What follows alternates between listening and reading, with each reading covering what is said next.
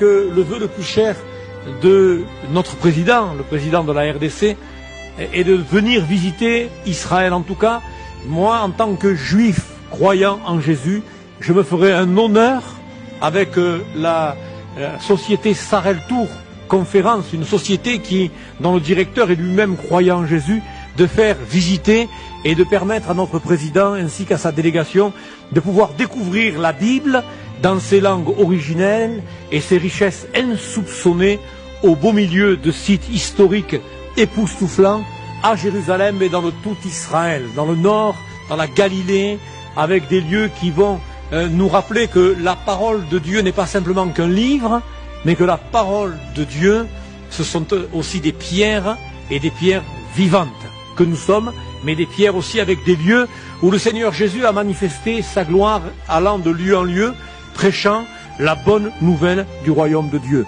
Voilà, cher président, chers frères en Christ, pendant votre venue ici en Israël, votre pèlerinage, nous allons pouvoir assurer non seulement votre programme, mais aussi votre sécurité.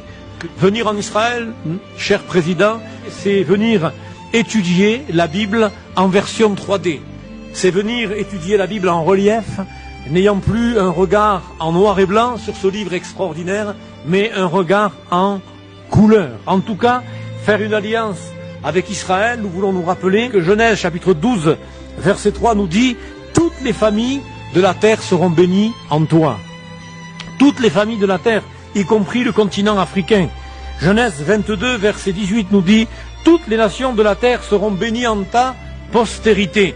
Et nous remarquons que dans Genèse chapitre 12, verset 3, il est écrit « Je bénirai ceux qui te béniront et je maudirai ceux qui te maudissent ».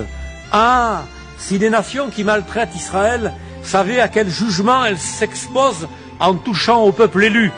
Zacharie chapitre 2, verset 8 nous rappelle « Celui qui vous touche, c'est comme s'il touchait à la prunelle de mon œil ».